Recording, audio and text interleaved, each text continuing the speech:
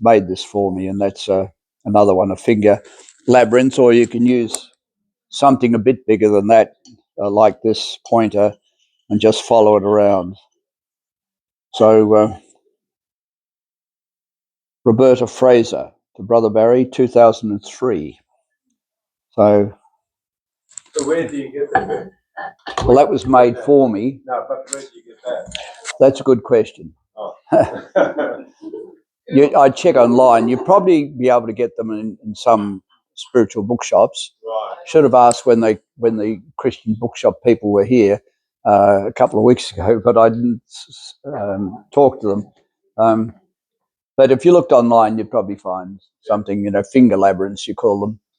Yeah, you can have made of wood, and they could be quite big laptop labyrinths that work. So there are quite a variety of them. Okay. Are we ready to rock and roll here again? So the threefold path, as you walk in, the idea is just to see if you can move away from the stuff that controls us, the everyday concerns. Stop thinking about them. Oh, what am I going to do this afternoon? What have I got to do tomorrow? Have I got to add that to my shopping list? Forget it. Release all the stuff, because it just stops anything good happening. Then when you get towards the center, you might just get an idea. And you think, good. Might be a tiny little idea, but you think, oh, yes. That's quite often all you get, just something. And then on the way out, well, how do I work with that? How do I implement that? How do I make that happen in my life? I had the story of, I won't tell that story just yet. We'll wait till later. So this is a word we don't like much, purgation. We associate it with purgatory, even though the original idea of purgatory wasn't a place where you got burned up.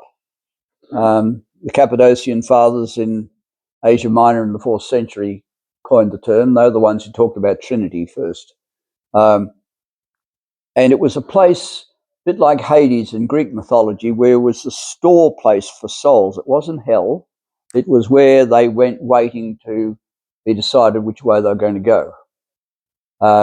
And the idea of purgatory was, they said, well, God is so kind that people who have missed the boat and haven't been able to love too well during this life have a chance to realize they were wrong, and that they've still got a spark in them, a seed in them, that something will change them. Then they get a chance to change and head to be with God rather than not to be with God, which is what we call hell. Whether fire is associated with it or not, it's a place where they are without love completely, which would be pretty hellish. But it's actually a chance for people to make a change. When Jesus, for instance, worked with the criminals on the cross, the one on the left was pretty much lost, but the other one said, will you remember me when you come into your kingdom? He'd found, even though he was probably a kidnapper and a murderer and a very nasty sort of a person during his life, he had realized that loving was a better way to go, that this man was, what he was talking about was the truth. Remember me when you come into the kingdom. And he got the best promise anybody's ever had in history, I think. This day you will be with me in paradise. That's a good one to hear, isn't it? Even though the whole of his life had been pretty terrible, and his experience is pretty terrible, woken up. And now, so for people who can't have that opportunity with Jesus in their lives, maybe in purgatory it's a place to change. Maybe. We don't know. But it was originally that sort of idea, not a place where you got burned until you got all your sins burned away. God is not like that. God uses our sins to turn them on their head and uses them to save us. That's the only use he's got for them, to wake us up. We're human beings. He expects us to be sinners. The only person Jesus couldn't do anything with were those who wouldn't admit they were sinners. They were shut. They needed a labyrinth walk. Okay. So this purgation is the first stage. And we'll look at some meanings of the word. To cleanse, to release, to let go, to empty, to quiet down, to shed. The everyday thoughts fade away and the deeper mind becomes very focused. The Buddhist teacher, the Buddhist teacher is more like a Christian than anything, Thich Nhat Hanh, wrote, "The chattering monkey mind of everyday existence quiets and the thoughts that come from one's deepest self are then able to emerge. Chattering monkey mind of everyday existence quiets and thoughts that come from one's deeper self are then able to emerge." That's, I'm talking about those persons of personality. It's another way of saying that I let out the things that are going on so I can see them and they don't control me and I can put them into the order I want. So that chattering monkey mind we have all over the place. This thing, that thing, that thing. Focus. Okay. When you're out in the labyrinths, you do need to give people to use the labyrinths unselfconsciously. So sometimes people will step off the path into the labour just to think. An idea has hit them. They just want to stop for a while. They just want to rest. It does take 40 minutes or so to walk in and out on the full size. Sometimes I've seen people, sometimes I've seen them let them. The only time I went on, because I guard the space in the group walk, the only time I think I remember I went on to somebody behaving was this guy who was a bit unstable, I think, and he started to put on a show. And it was a weird show. He was distracting everybody. So I went on and said, when we came on, I said, "Now tell me about it." And he'd missed the whole point, you know. So as soon as you start putting on a show or doing anything like that, but people who naturally just feel they want to move in a certain way or recite a poem, sing a little song, as long as they're not interfering with other people. Normally it's quiet. You don't walk in pairs. Stay separate. I've sometimes had husband and wife who want to walk together and said, no, don't do it. You can compare your experience afterwards. So it's a quiet sort of a thing that you do, because that, particularly in the group work, because you are not distracting anybody else. But if someone else wants to do something a little bit different, let them. So the second stage is illumination, receiving. I call that the lighting up, when you get that idea which says, light bulb. And it might just be a little idea. Normally found towards or in the center. You need to be open heart, open mind. Otherwise, you won't receive what's there for you. You can sit or stand or even lie down if there's room, if it's not damp. Even if it is damp, you want to. You take the time you need in the center. You can walk, as I said, around the petals of the rosettes or not. You can use them the way I said or not. If there's several people in the center, you make room for each other. If you have to wait in a group walk and there's too many people to go in, just wait. And if you're impatient, there's one of your personalities. Where am I impatient in life? What makes me impatient? Is this a good thing? Should I work with that a bit? It's okay. You use it. Anything that happens, use it. This is your experience. I've got that here. The metaphor of walking the sacred path. Whatever happens, use it. So when you're ready, you follow the same path back out. And the key word is ready. It's like when you have a nice meal. I feel this is enough. I don't go because there are people waiting. I don't go because I'm on the clock.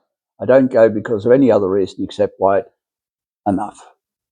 I've received this I've assimilated it, and now I'm going to work with it.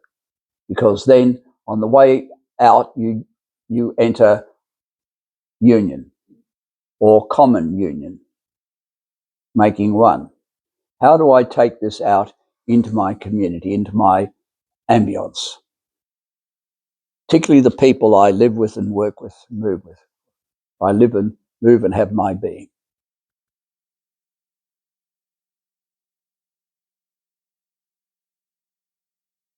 So remember I said that God is being itself, and we realize that as beings, we are in the hands of being itself.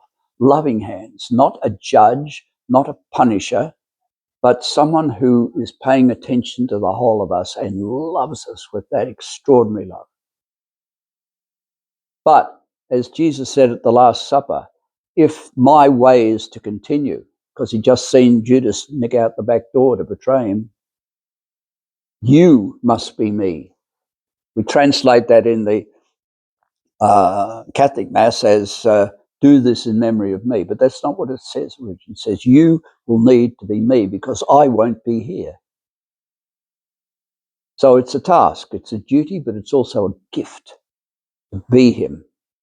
And so we are the ones who must take action on behalf of Jesus, because at the Last Supper he asked us to be him, to pay attention to the cardia, to respond with great love.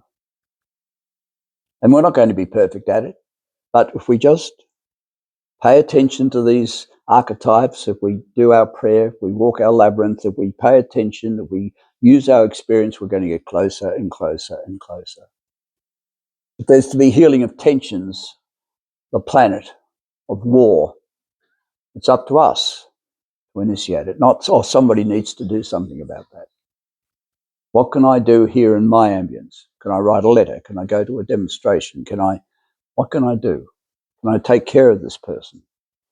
If there is a sense of gaining strength with each step, a sense of becoming one as we walk that third phase of the labyrinth, well, that's an indication that it's good, that there's something that has happened which is worth going on with. In union, we take on a larger life, saying, come on, expand, be more than you are at the moment. This lady, Saint Teresa of Avila, one of the great mystics, and she said, Christ has no body but yours, no hands, no feet on earth but yours. Yours are the eyes with which he looks compassionately on the world. Yours are the feet with which he walks to do good. Yours are the hands with which he blesses all the world, not just our own little bit of it. And she went on with this fairly well-known poem, Nada te turbe. She was Spanish. Nada te espante. Todo se pasa. Dios no se muda. La paciencia todo alcanza. Quien a Dios tiene, nada le falta. Solo Dios basta.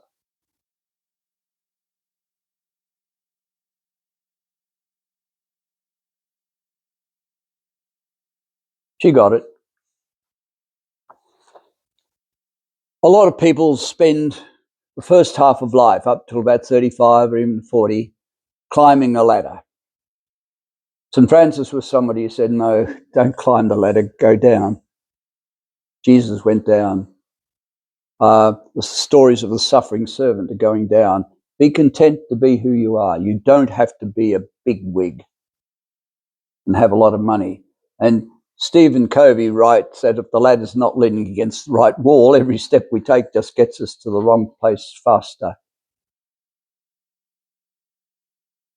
So we get rid of that. So he went on climbing the ladder of success, building a tower of self-importance, a personal salvation project. You can get to the top and find the ladder is leaning against the wrong wall.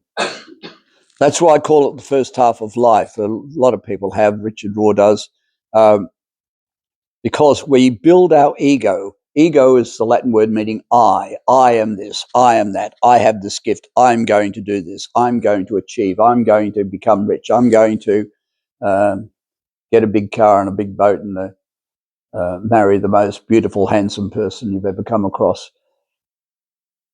By the time we've got some experience and got a bit older, we say, well, I'm not in control of my life.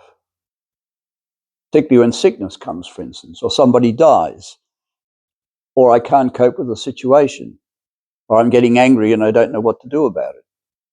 And just say, no, the way of the ego, if I built an honest sort of an ego, I need to do that. I need to know who I am, what my gifts are, and what I don't have, though. That's the balance. And then you can start to hand over to God, because God is the only person, only three persons, the only entity that you can trust absolutely. Anybody else is likely to take advantage, unfortunately. But the God, you can start to say, right, will you help me? Will you open up this idea for me?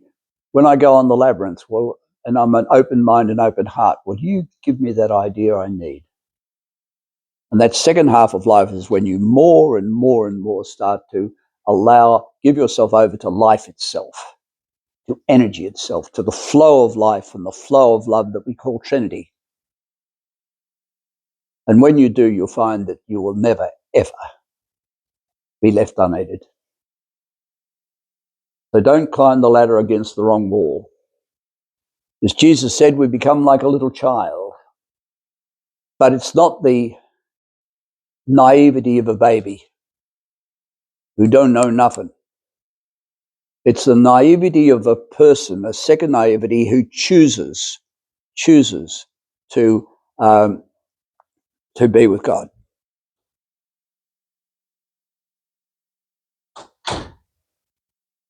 So we need to become like a little child, but not childish, childlike, in the sense that we are trusting.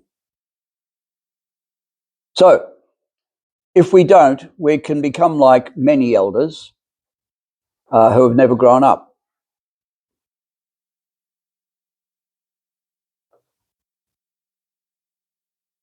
They're whining about their parents and about authority, about the government, about the prime minister, about the football team. Narcissistic, which is a word, of course, as you well know, that means egotistical beyond belief. I know, you don't. I've got it right, you're wrong. Full of themselves and their absolute opinions. You do come across older people who've not left the first half of life behind. And it tends to entrap them, close them in on themselves. And so everything else is to blame. Not me. Can't possibly be me. That's the narcissistic thing. So the only good lessons from that sort of experience come from climbing back down the ladder, going back down. If you can do it and enter into being little and small and realizing that you can't do it, then you can climb another ladder, which is what Richard Rohr calls falling upwards. So the first journey, the first half of life, is about externals, formulas, about appearances, keeping up with the Joneses. It's about flags and badges, correct rituals. We had people in the church who are what we call rubricists, say follow the rubrics or the rules about you've got to hold your hands this way, you've got to wash the dish that way, you've got to, and it's terrible if you don't do it. And the fact is, who cares? You know, it's just, but they do all of that. Bible quotes, they have Bible quotes to show that they know all about it. Special clothing, all of which largely substitute for actual spirituality. And that's in the Bible there, Matthew 23, right up the end. Jesus is saying, empty. You do all of these things, you Pharisees, for instance, but you're like tombstones full of empty bones. You're all painted and beautiful on the outside. And you wear your big robes and your tassels and everything else. but you treat people very badly. You have no idea how to love. And unfortunately, in the Christian churches, there's a fair amount of that stuff. Being preoccupied with titles, perks, religious externals, law, ritual, and priestcraft can become a compulsive substitute for actual divine encounter, that mysticism. Being simple, being small, then you open yourselves to that. And the Labyrinth is such a place for it. Not a good thing. Okay, so we'll burn that off. Here's a good example. You recognize this fellow? Idi Amin Dada, who made himself the dictator in Uganda in Africa. And so he was a sergeant. He promoted himself to field marshal. Gave him all those medals and the fancy uniform. This is exactly what I'm talking about, a prize example of it. You might know somebody in America at this moment who's a bit like this. So a field marshal controls a number of armies, normally at least 500,000 soldiers, quite often 1 million or so, a number of armies. Uganda had enough for a major general, maybe 10,000 soldiers. So major general, so sergeant, warrant officer, lieutenant, captain, major, lieutenant colonel, colonel, brigadier, major general, lieutenant general, full general, field marshal. He promoted himself from sergeant all the way up there. He said that he was a doctor of philosophy, a doctor of probably medicine, I don't know. He also said he was the last king of Scotland. Fruitcake, huh? Nutty as. But this is sort of taking this thing to the ends. But you find a lot of people on the way there who are still caught up with all of this stuff. In the labyrinths, we need to be open and need to say, what's catching me up? And what can I really need to let go of? Okay. So just to revise, the threefold path can be called shedding, and then receiving, and then taking what we receive back out into the world. And they're a pattern found in all major religious traditions, not just Christian. It's human. And so the labyrinth's a universal tool. It is a tool. It's something to be used. Anybody from any tradition or spiritual path or none can walk it and benefit from it. If you come into a brick wall, you built it yourself.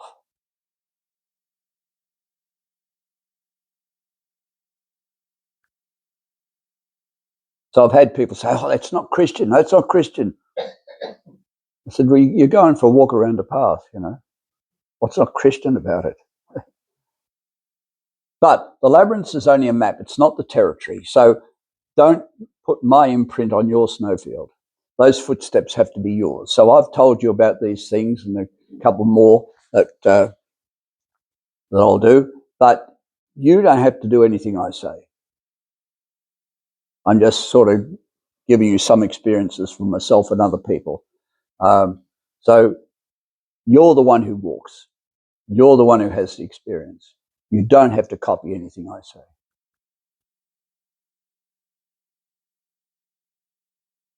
Ours is a full size, so you shouldn't have to step aside to let an approaching person pass.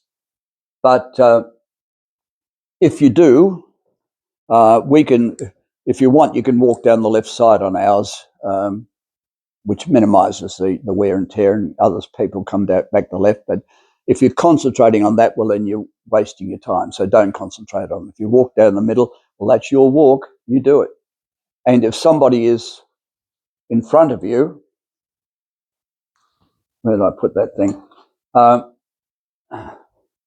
You're coming behind somebody here and they're going slower than you are. If you get impatient, you know what to do with it. Say, where's that coming from? But when they come up to the circuit, you just step across behind them. So you're coming up, there's your turn, you just step across and there they are behind you. Off you go.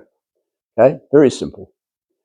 But if you step off the path and you step back on the wrong one, you'll either end up at where you started again or at the centre. In which case, you use it. Say, where in life do I do that? I think I'm getting to the end and, I'm back at the beginning. Where does that happen? What is it coming from? What's going on? See, you can use it. It's something which just can open up a whole lot of stuff. Carry on. So it's a two-way street. You just do what feels natural. You know? If you've got control needs and you find you're saying, "Oh, why don't these people go faster? Why can't they get out of the centre?" Again, you're aware of your control needs. And if you can laugh at them, say, "Oh, there I go again," you're halfway there. Being able to laugh at ourselves is so important. This is very important. Follow your own pace. And normally it's the pace of your breathing. The Buddhists are very good at this. They have a Buddhist walk, which I've done at Mount Oliver Institute in Ireland, of all places. Father Hamill, again, he'd come back from Tibet. And so we stand in line and we just walk slowly and we use the Buddhist chants. Om Monto Hapani Te Holava Vando. There's these meaningless sounds as we go along. And as we go along, we just enter into contemplative space, not thinking about anything, just moving. And that's an hour's prayer. It allows that idea to come in. So it's a bit like the labyrinth, that kind of walk. But you are walking at your breathing at your own pace. With that group, it's a group pace because we're actually right up close. But it seems to it worked for me. I liked it. All the other people who did it with me at Mount Oliver felt that.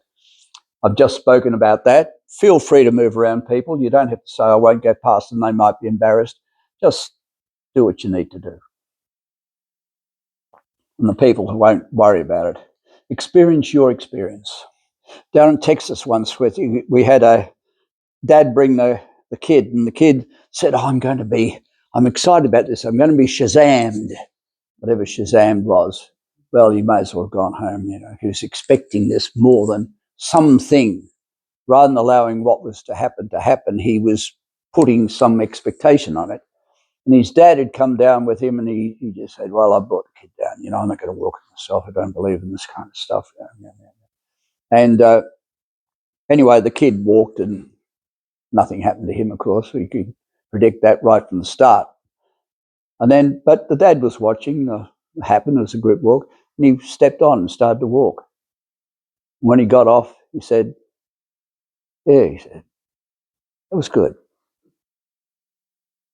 And another guy, also in Texas, San Antonio, he was definitely Texan. He had a big hat. I don't know if it was a 10-gallon hat. It might have been a 12-gallon hat. I don't know if he was just big hat and no cattle, but he had the hat. But he came down and he walked very devoutly. And then over the far side, it was, put that way, it was on the, right out near the edge of the labyrinths, only halfway through his walk, or maybe a little more. And he just stepped off and came back. And I was guarding the space, and I said, "You like to tell me about that?" And he said, "Got what I came for." Headed off. Another lady in Terre Haute with my labyrinths. She was Southern Baptist. She was 61 years old. And she started the walk. And then again, partway through, she started to wander off, picking out weeds from the thing as she came. She came off. I said to her, "Oh, Millie," I said, "you want to tell me about what happened?" And she said, "All through my life," Hoosier twang, the Hoosiers around Indiana, "all through my life, my family and my church have told me what path to walk. I just got off."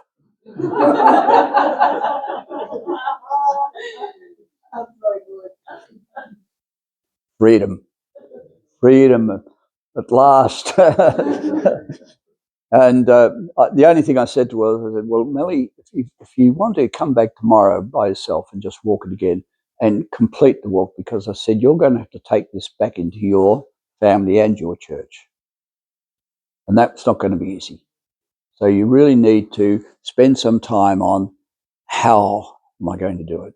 You don't have to get back on the path, but how do I get off and not lose my social contact, the support groups? Because they probably don't know what they're doing to you.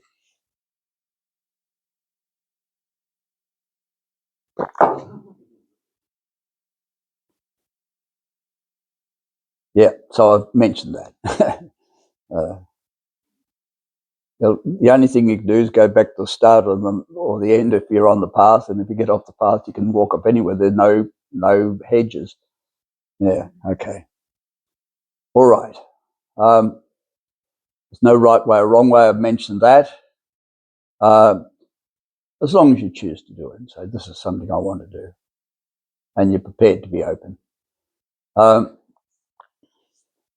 With the journey and the path, I use that word map, but it's more like the legend of a map, where you've got little signs that say, right, this is a river, this is a road, this is a house, this is a mountain, this is a lake.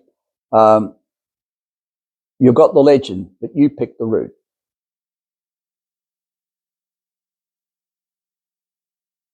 I've had people at the start of when they're not used to this kind of thing say, oh, I'm feeling scared when I'm putting them on. Because when I've got a group walk, I put you on at a pace that will prevent traffic jams, at least initially.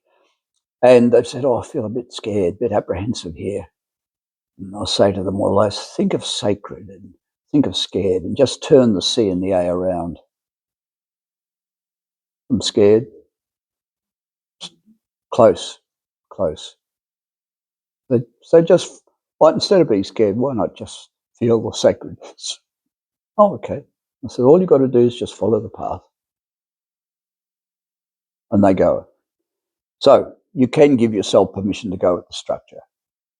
Or like the stories I've just told you can be contrary and do something else, depending what you need. There's a friend of mine, Kate, Sister Kathleen Degan, great singer. She's got 16 CDs, all her own music.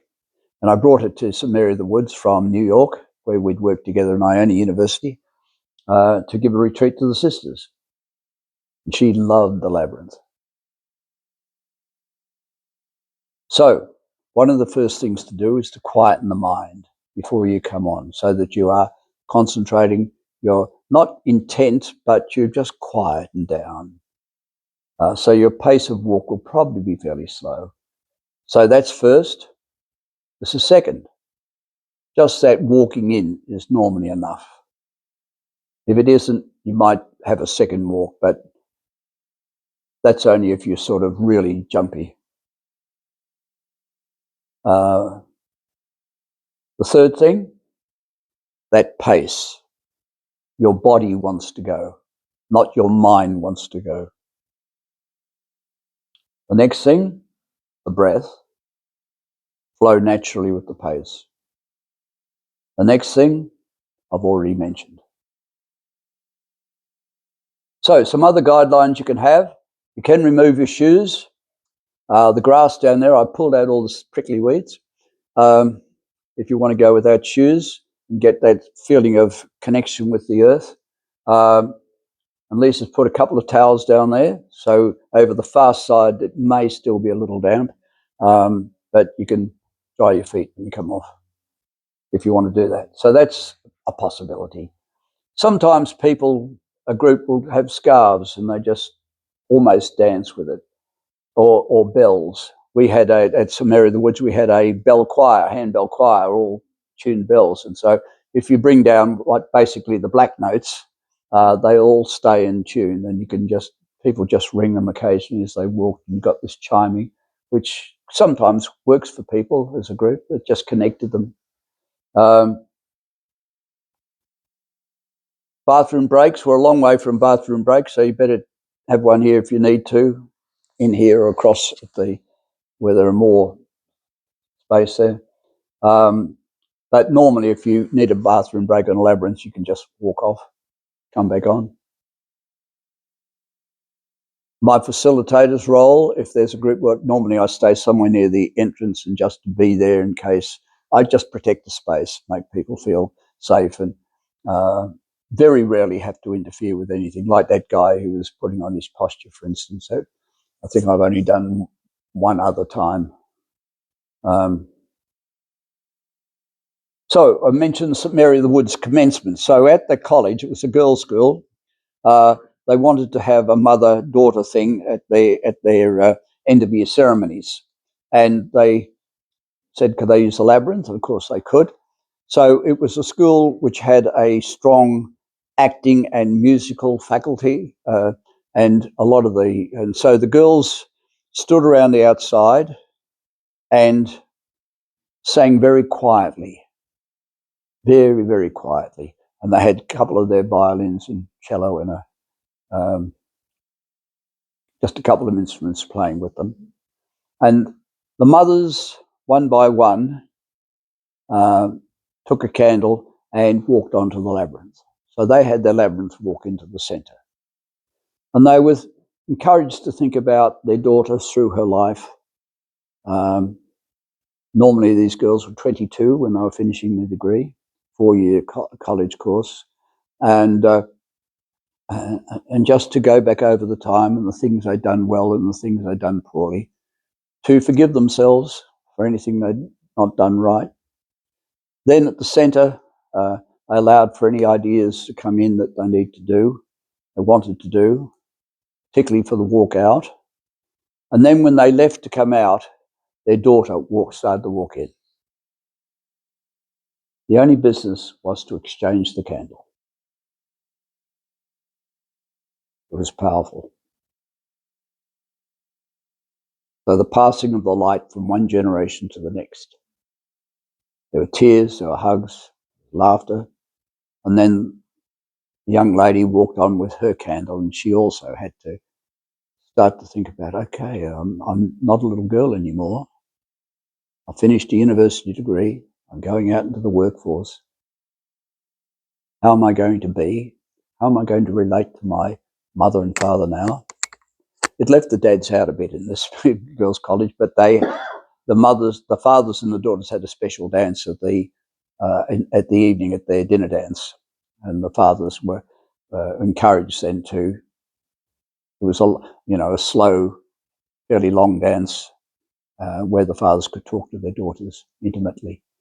So, but the labyrinth can be used in all sorts of ways, just depending on what your imagination is.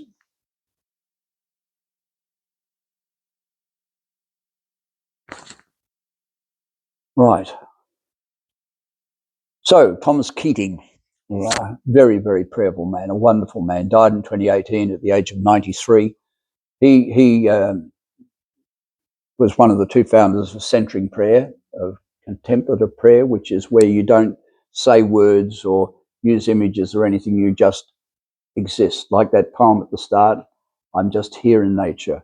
I'm just aware and open to anything that happens to me. That's one way of using the labyrinth without any of these other things that we've been talking about. There are all sorts of ways. So when I heard about that, he described the quiet mind as that quiet lake with thoughts being like fish. I thought of when I was in the dentist surgery, and the one in America had a big tank with fish quietly going there.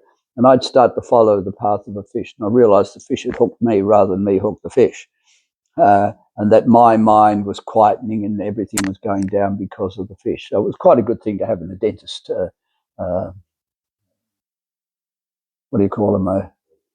surgery, yeah. So before walking, lower your conscious expectations, not like this kid who was going to be Shazammed. Otherwise, you could end up like this. What happens, happens. And if nothing happens, there it is. You don't want to be one of those. All very complicated. This needs to be simple. So you can easily have premeditated resentment if you expect something and it doesn't happen. I walked this labyrinth and I was wanting this and it didn't happen. Things that, quite often they don't happen. You can walk a lot and you get an idea here and you get an idea there. But enjoy your walk, whatever happens or doesn't happen. So we're coming to the end. And I love T.S. Eliot's poetry. This at the end of his 4 quartets, right at the end, Little Gidding, Part 5. And think about this with the labyrinth. We shall not cease from exploration. That's the journey. And the end of all our exploring will be to arrive where we started and know the place for the first time. Remember, I talked about that second naivety. Come back. Sacred unity. We left the garden. Our destiny, if we choose it, is to come back to the garden. We might have to go through another garden called Gethsemane on the journey, but that's our destiny. Arrive where we started and know the place for the first time. Through the unknown remembered gate, when the last of earth left to discover is that which was the beginning. Beginnings are always hard. Birth is hard. Poor little baby in the warmth of the womb, and then the next thing it's out in the cold and being smacked on the backside and wah! And births are hard, and they're hard for the parents too, because they've got this little thing here. On earth do I look after this? I love it, but oh boy, cost, money, pain. And then we come to death, the end of life, but it's a beginning. And that's the important thing to realize, that death is not something that we fear. Death is saying, I'm ready for another beginning. This is what I've lived all my life for. I've grown. I've been born in the likeness of God, and now I'm choosing the image of God. Now I'm choosing the likeness. I'm ready. I've done it. St. Paul said, I've run the race. So you know the place for the first time. Through the unknown remembered gate, when the last of earth left to discover is that which was the beginning.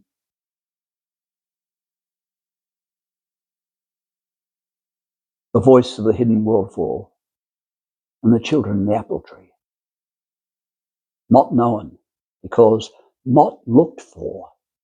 The labyrinth tells us to open our eyes, but heard, half heard, in the stillness between two waves of the sea.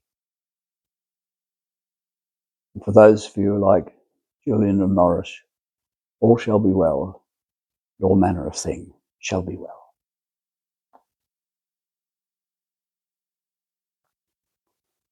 Between two waves of the sea. I realised this when I was sitting on the back of the icebreaker going down to Antarctica when I was 16. And these great waves had come all around the world. You can't have a wave if you don't have the space in between, to which we pay no attention. What about when you're at your desk and you're just thinking, I don't know what to do here, and you push back from the desk just for a little while, a little space, and then, all right, and away you go again. Labyrinth is full of spaces. Think of Beethoven with his Fifth Symphony, and he has 4 notes, and he goes dom, dom, dom, dom. That's not all that very interesting. He does it again, dom, dom, dom, dom. So he puts in the space. Dom, dom, dom, dom. Dom, dom, dom, dom. That way. Then he puts in the space that way. Da da da dum, da da da dum. You've got the start of one of the most beautiful pieces of music in the world, the Fifth Symphony of Beethoven. Fate knocking at the door. Don't knock the spaces. Don't knock the spaces. So you allow yourself the space. Okay. We talked about that light bulb moment, and I like the Sufi mystics, poets normally. Sufis are a sect of Islam, very spiritual sect of Islam. They're the whirling dervishes. And Rumi here says, here's the new rule: break the wine glass and fall towards the glass blower's breath. Walking onto a labyrinth, break the stuff that controls me and walk towards the life, the breath. Ruah in Hebrew, Ruah in Jesus Aramaic, the life, the breath, the spirit. Allow that to come through you, because it belongs with you. And that's translated by Coleman Banks. And that's who he was. A very, very, very educated, spiritual man, and of course they persecuted him too until he died, and then they made him a saint. So when we hear this, may the force be with you, General Dodonna, it's not bad in a way, but it lacks something. What does it lack? Anyone guess what it lacks? We're nearly there. 4 minutes to go before we go for our walk. The Spirit is within and around, without. Heaven, Luke 17, verse 20, 21. The reign of God, the way of God is within you and around you. The verb means both. This is impersonal. May the force. Okay. May the Spirit of love, may the three persons of God be with you, because they are love and they are life. The word the Hebrews used, Yahweh, they said, don't use it. Don't use it. It's the only vowels and consonants in Hebrew which allow the air to flow without any teeth, tongue, or lips getting in the way. Nothing gets in the way. And they said, well, it's vain, vanos, to use that word because you think you know who God is. You're talking about God as if you know something. I said, God is not all that knowable. We simply have this idea of love and of inclusion and of response. But we can't be all that definitive because obviously the maker of the universe is way beyond us. But that breath, the first thing we utter when we're born, all through life, we breathe, our death.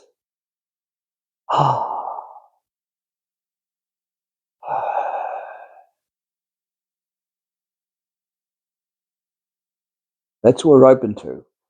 That's what we need to be open to. So it's not impersonal. It's a force of life and love, but it's not impersonal. Okay. Your task is not to seek for love, but merely to seek and find all the barriers within yourself that you have built against us. We tend to think that we have to find God, that we have to get into God, get into heaven. But Jesus never tried to do that.